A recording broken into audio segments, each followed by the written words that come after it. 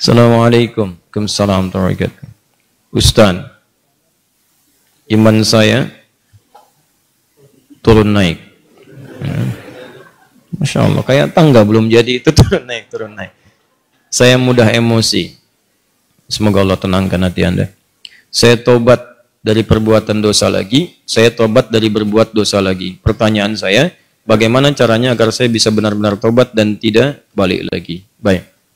Pertama, semoga Allah muliakan Anda. Saya sering katakan bahwa saya senang dengan pertanyaan-pertanyaan seperti ini. Artinya Allah cinta, Allah sayang. Kalau nggak sayang, nggak akan diarahkan seperti ini. Akan dibiarkan. Ya, pelaku maksiat yang tidak mendapatkan hidayah dari Allah, apalagi ada istidraj, tidak sadar bahwa dia berbuat salah dan mempertahankan kesalahannya, kemudian terus berbuat salah, itu yang berbahaya. Dan kita doakan, kita bantu. Jangan putus asa mendoakan orang-orang seperti itu. Tapi yang paling disenangi adalah jika pelaku maksiat sejahat apapun, tiba-tiba ada getaran di jiwanya untuk kembali. Saya sarankan cepat ambil, karena itu tanda sayang Allah yang pertama. Ambil itu. Saya sering katakan pada Anda, Allah sangat mencintai pelaku maksiat yang tobat dibandingkan orang soleh yang tidak pernah merasa salah. Dalilnya Quran surah kedua Al-Baqarah di akhir ayat 222. Innallaha yuhibbut tawwabin. Allah sangat cinta orang yang selalu untuk berusaha tobat. Dan Allah akan tunjukkan jalan kalau dia mau ngambil itu. Tadi misal Anda pernah berbuat salah dan terus ada getaran di jiwa, ini salah nih, saya harus berubah. Ini petunjuk Allah, Anda ambil tuh. Itu langsung turun ayat di Quran surah ke-29 ayat 69. Quran surah 29 Al-Ankabut ayat 69. Walladzina jahadu fina lanahdiyannahum subulana. Orang-orang yang serius menjemput petunjuk kami. Begitu Allah tunjukkan, Anda mau ambil. Dia serius pengen ngambil, pengen belajar, terus tanya orang. Awalnya malu-malu, setelah itu mau-mau, gitu kan? Datang ke majelis ilmu, awalnya belakang-belakang, setelah itu saf paling depan. Ustadz belum datang, dia sudah datang duluan, bahkan dia siapkan macam-macam. Allahu Akbar. Itu lanahdiyannahum subulana. Kami akan tunjukkan jalan-jalan terbaik menuju kami. Macam-macam. Tiba-tiba Masya Allah bukan cuma di taklim aja. Ada yang dapat hadiah umrah, ada yang dapat jodoh, ada yang macam-macam. Diberikan pokoknya. Jadi yang pertama diberikan itu bukan dunia dulu, ketenangan hati dulu. Jadi kalau Anda hijrah, yang diberikan pertama kali ketenangan jiwa. Ya, Quran surah keempat ayat 100, paling kiri sebelah bawah. Wa may yuhajir fi sabilillah yajid fil ardi muraghaman katsiran wa sa'ah. Orang yang mau berhijrah ke jalan Allah akan diberikan oleh Allah itu pertama sa'ah tuh. Kelapangan dalam jiwanya, tenang gitu, kenikmat. Ada sesuatu yang nggak pernah Anda peroleh sebelumnya. Biasa kumpul-kumpul, main-main, ya, menjelang Isya, maghrib, malam-malam cuma nonton, tiba-tiba taklim. Ikut ke majelis ilmu. Awalnya mungkin penyesuaian, lama-lama jadi enak gitu. Ada sesuatu yang kerasanya, saya kemana aja selama ini? Saya kemana aja gitu. Ini nikmat. Bahkan kalau udah dapat halawatul iman, nikmatnya iman, itu ketinggalan sekali, kayak nyesel antum. Saya ketinggalan nih gitu. Saya ketinggalan. Ya sama. Dulu-dulu salat fardu biasa ketinggalan. Tapi kalau sudah nikmatnya iman, ketinggalan salat sunnah, wah, kayaknya ada penyesalan dalam diri Anda. Itulah kenikmatan iman. Nah sekarang, kalau kemudian Anda bertanya, Ustadz saya pengen tobat, saya ini pengen tobat, tapi saya ini berbuat salah lagi. Kadang naik, kadang turun, kadang naik, kadang turun. Naik turun itu biasa. Itu di Al-Bukhari disebutkan di Kitabul Iman, kitab yang pertama. Ada 57 hadis di situ. Kalau iman sedang naik turun, kata Imam Al-Bukhari, buka kitab saya. Dari 97 kitab, 97 pembahasan. Pembahasan pertama, Babul Iman, Kitabul Iman, 57 hadis. Di antara hadis yang mengatakan, Al-imanu yazidu wa yantaqis. Iman itu naik dan turun. Kadang naik, kadang turun. Yazidu bitta'at. Rumusnya kalau pengen naik, maka kuatkan iman itu dengan mengerjakan banyak ketaatan. Ketaatan itu buahnya amal soleh. Kerjakan amal soleh. Amal soleh itu detilnya adalah pekerjaan-pekerjaan ibadah. Sholat, amal soleh. Jadi kalau iman sedang turun, pengen dinaikkan, maka perbanyak amal soleh. Ya, amal soleh. Ini. Karena itu dalam Al-Quran kalimat iman sering disandingkan dengan amal soleh. Quran surah 103. Wal 'asr innal insana lafi khusr illa alladziina amanu wa 'amilus shalihat. Iman wa 'amilus shalihat. Ini amal soleh. Detilnya amal soleh nampak pada ibadah. Makanya setelah kalimat iman kadang ada detilnya ibadah. Kalimat iman pertama Al-Baqarah ayat 3. Alladziina yu'minuna bil ghaib wa yuqimunas shalah. Salat wa mimma razaqnahum infaq. Ya ayyuhalladzina amanu, Al-Baqarah 183. Kutiba alaikumus yang puasa. Tuh. Ini Jadi kalau iman merasa sedang lemah, sering terdorong berbuat yang kurang bagus, pengen dinaikin, maka rumus cepatnya adalah cepat buru amal-amal soleh. Paksakan. Paksakan untuk mengerjakan. Yang biasa fardu tambah sunnah. Rawatib dulu, latihan. Rawatib. Mutlak, malamnya coba tahajud, walaupun 2 rakaat dulu. Nanti kalau sudah terbiasa, kalau soleh itu sudah baik, rumuskan gini, hidup itu berpasangan. Semua berpasangan. Quran surah 51 ayat 49, paling kiri, agak sedikit ke bawah. Wa min kulli syai'in khalaqna zawjaini la'allakum tadhakkarun. Semua selain aku, kata Allah, aku ciptakan berpasangan, supaya kalian sadar, cuma aku yang tidak punya pasangan. Kata Allah, semua selain aku berpasangan. Yang hidup berpasangan. Ya, laki-laki lawannya perempuan. Jantan hewan lawannya betina. Putik tumbuhan, Allah. Lawannya benang sari. Siang lawannya malam. Putih lawannya hitam. Sama persis, baik lawannya buruk. Saya ulang, baik lawannya buruk. Amal soleh lawannya amal salah.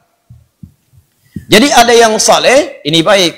Ada yang salah, nah ini buruk. Kalau orang sudah biasa baik, maka yang buruk akan tenggelam. Ya, waqul ja'al haqq wa zahaqal batil innal batila kana zahuqa. Quran surah 17 ayat 81. Paling kiri perkenahan. Ya, katakan kalau yang baik itu pasti muncul. Kalau sudah yang baiknya muncul, buruknya tenggelam. Sebaliknya, kalau buruknya dominan naik ke atas, baiknya tenggelam. Orang sering berkata-kata baik, maka mohon maaf lisannya akan sulit berkata kotor. Silakan Anda cek, orang yang berkata-kata baik mau berkata kotor tuh nggak bisa. Sama dengan orang terbiasa lisannya kotor, mau berkata baik nggak bisa. Preman dengan preman berpapasan, apa mungkin mengatakan Assalamualaikum bro? Nggak ada. Gimana awaknya? Apain gitu? Kiai dengan kiai nggak mungkin berkata kotor. Ustadz dengan ustadz mustahil, ahli taklim dengan ahli taklim. Assalamualaikum akhi. Waalaikumsalam akhi. Assalamualaikum ukhti. Waalaikumsalam. Jadi seperti itu. Jadi kalau Anda terbiasa berbuat baik, maka yang buruknya akan hilang. Maka rumusnya kata Nabi, tingkatkan kesolehan. Salat naikkan. Paksakan. Gini, saya kasih doa ya, cepat ya. Untuk menguatkan hati. Ini kalau Anda bisa kerjakan, sedang malas-malas, bacakan dan kuatkan pada hati Anda. Kuatkan. Insya Allah nanti Allah turunkan kekuatan dan Anda bisa kemudian maksimalkan. Allahumma. Ikut aja. Allahumma paksain. Ya. Paksa. Dah. Ganti. Serius. Allahumma ajbirna. Allahumma ajbirna. Ajbirna. Ini bahasa Arabnya. Allahumma paksain.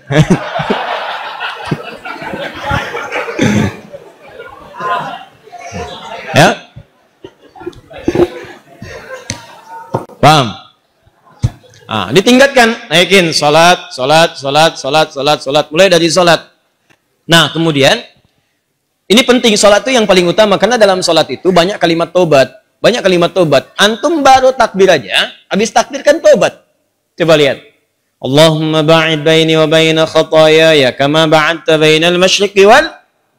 Ya Allah, mohon jauhkan antara aku dengan kesalahan yang telah aku perbuat.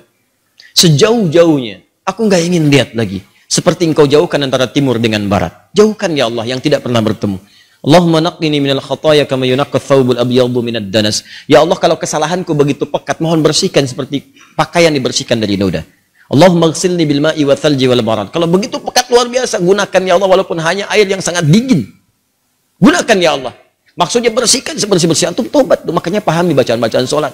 Sama dengan wajhatu wajhiyal ladzi fataras samawati wal arda hanifan musliman wa ana minal musyrikin. Inna salati wa nusuki wa mahyaya wa mamati lillahi rabbil la syarika lahu bidzalika umirtu wa ana minal muslimin atau wa ana awwalul muslimin. Ya Allah, aku pasrahkan diriku sepenuhnya pada saat ini kepada penguasa langit dan bumi.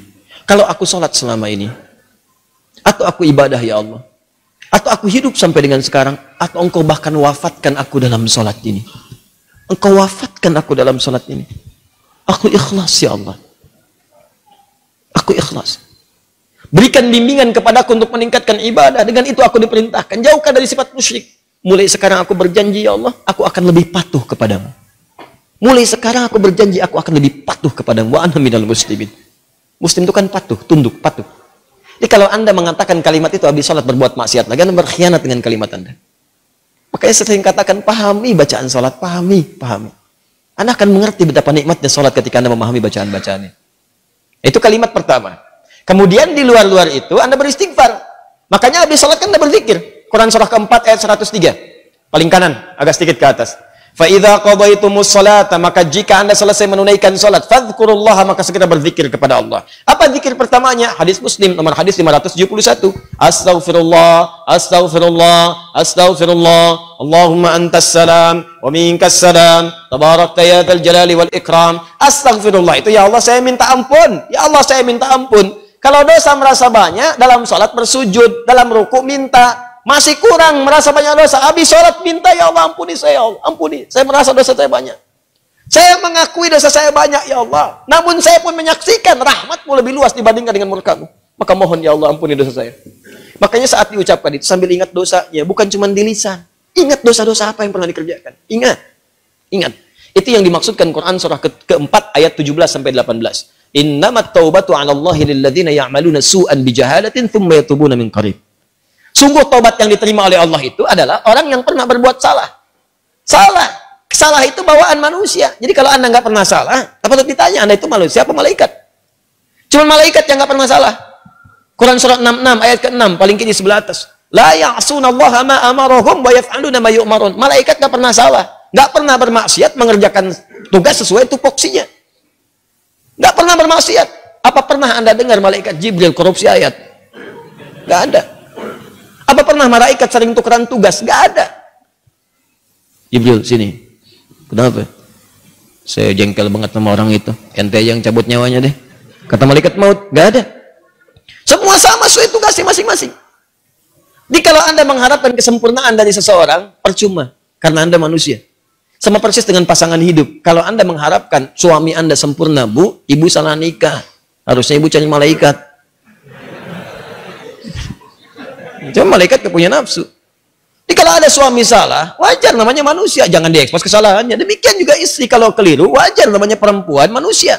Kecuali malaikat. Papa kenapa sih gak pernah mengertiin aku? Mama, papa ini manusia, bukan malaikat. Mama juga bukan setan kan?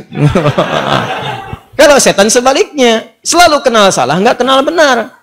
Dan setan nggak mau tobat. Manusia pertengahan, salah dan tobat. Setan salah, nggak mau tobat. Jadi kalau ada manusia mengatakan dirinya manusia salah, nggak mau tobat, patut ditanya dia manusia atau? Itu. Paham ya? Tobat itu terus. Makanya disebut tawab. Tawab itu nggak berhenti. Jadi kalau sekarang belum kerasa perubahan dia, terus tobat, jangan berhenti. Terus tobat. Misal sekarang tobat nih, masih berulang, tobat lagi terus, jangan berhenti. Sampai Anda merasakan bahwa perbuatan itu buruk dan membencinya. Terus, jangan berhenti. Jangan terus tobat, nangis. Hari ini nangis, nggak bisa, besok nangis. Nggak bisa, besok nangis. Nggak bisa lagi, tangisi diri Anda yang belum bisa menangis. Terus. Dan kalaupun Anda wafat, Anda sedang dihitung wafat dalam keadaan berusaha tobat. Itu poinnya. Bukankah ada orang membunuh 100 orang dan dia berusaha tobat? Dia berusaha tobat, datang ke majelis ilmu. Berusaha di jalan wafat. Dihitung oleh Allah. Padahal belum tahu dia diterima atau enggak tobatnya. Belum tahu dia. Cuman dia berusaha di jalan mewujudkan tobatnya. Bunuh orang, Anda bayangkan. Maksiat itu udah hatam. Udah lewat bahkan. Ya, dia kerjakan, tapi dia mau tobat. Dia terima getaran jiwanya. Datang, istighfar. Di jalan meninggal. Diterima tobatnya. Dan kita tidak tahu pelaku maksiat mana yang saat wafat dalam keadaan tobat. Ya, makanya ayo biasakan tobat. Istighfar. Nabi aja biasa istighfar. Nanti kalau sudah enak ada kelapangan. Setelah itu baru diberikan anugerah-anugerah dunia yang dirasakan hilang itu. Awal-awal tuh begitu Pak. Kadang pengen tobat. Saya pengen tobat ya Allah ke masjid. Sholat 2 rakaat tahiyatul masjid. Pulang sepatu hilang. Ya. Kadang-kadang begitu. Karena Allah kalau sudah senang dengan seorang hamba, yang kurang baik dibuang-buang. Buang. Nanti didatangkan lagi yang baik. Kalau Anda sabar. Ya. Kan pernah ada seorang, ini kisah nyata. Seorang pemuda tobat. Terus diarahkan pada seorang syekh. Begitu diarahkan di syekh itu, kata syekh ini benar kamu mau tobat. Kalau mau tinggal dengan saya terbatas. Yang ada cuma kurma, minum air putih. Nggak apa-apa syekh, saya mau tobat. Tinggal di situ. Sehari, 2 hari, 3 hari. Begitu 3 hari, setan datang. Kadang-kadang setan itu datangnya kepada orang tobat, gak seketika. Nanti, beberapa waktu, diarahkan kepada maksiat. Jadi kisah nyata, setan membisikkan kepada dirinya, guru kamu ini, syekh kamu, ini sabar banget, makan cuma kurma, air putih. Kamu sudah mulai kuat. Coba berbakti kepada gurumu, carikan makanan. Bagus awalnya. Keluar dia, carikan makanan. Begitu keluar, nyari-nyari nggak dapat, lompat tetangga, bakat malingnya dipakai lagi. Naik bakat pencurinya. Nggak dapat, lewat lagi, begitu rumah kedua, belum manjat, sudah mencium bau enak, bau makanan. Manjat dia ke atas tembok, begitu manjat, lihat ada tungku, ya. Di situnya di atasnya kemudian ada satu panci, ya. Kemudian dia ke situ, begitu dibuka, Allahu Akbar, 3 terong, enak banget kayaknya, baunya, yang sudah matang. Ya, dibisikkan ke telinganya, coba dulu aja, kalau enak, ambil. Berikan kepada gurumu. Syekhmu kan orang terkenal di sini. Kalau cuma ngambil dikasih tahu buat gurumu, pasti orang paham. Tuh, kadang-kadang begitu tuh. Mangga itu ambil aja kalau ditanya buat Ustadz Hadi. Awas suami-suami itu. Papa lagi di mana? Sama Ustadz Adi. Nah, hati-hati itu. Kalimat-kalimat padahal enggak misalnya kan? Baik. Nah, begitu proposalnya tuh. Akhirnya dia coba dikunyah. Begitu dikunyah kemudian, nah karena dia sudah tobat, itu ada petunjuk di hatinya. Jadi kalau orang sudah bersih itu kemudian berbuat maksiat, nanti ada yang namanya burhan mirabbi. Ya, petunjuk Allah seperti Nabi Yusuf menerima burhan. Ini salah. Ya, cahaya kebaikan yang diberikan oleh Allah kepada seseorang yang tergerak berbuat maksiat. Di hatinya mengatakan jangan lakukan itu salah. Nah dia begitu, jangan lakukan itu keliru, itu salah. Begitu mendengar suara tadi dia muntahkan, ini kisahnya tadi muntahkan seketika. Dan dia lari.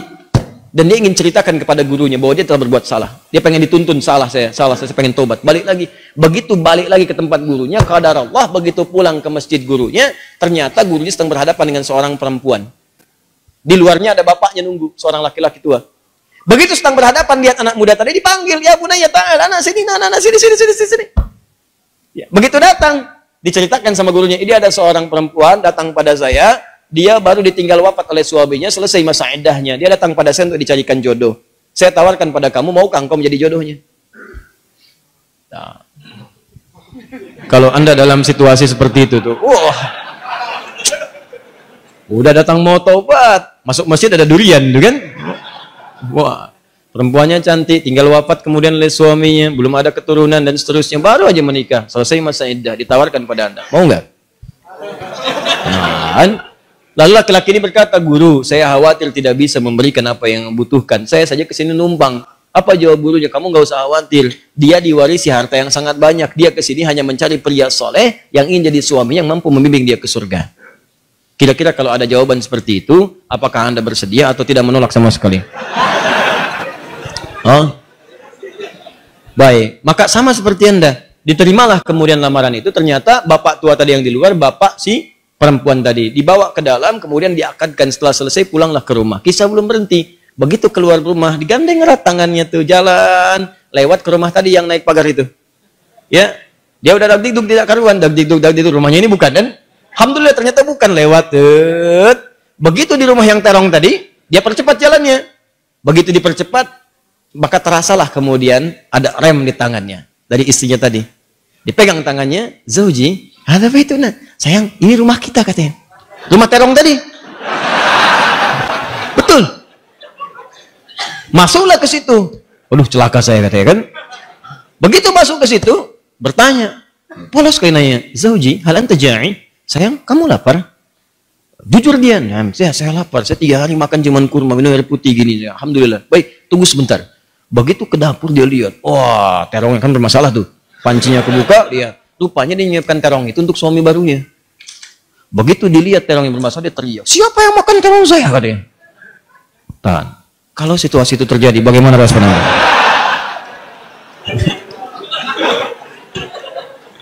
Jangan bilang itu kucing. Nah, lalu tiba kemudian tergeraklah hatinya datang. Perhatikan kalau rumah tangga seperti ini, nikmat kehidupan dunia tuh. Ya, tidak akan terjadi perang per dunia pertama, kedua, ketiga dan seterusnya. Lihat baik-baik.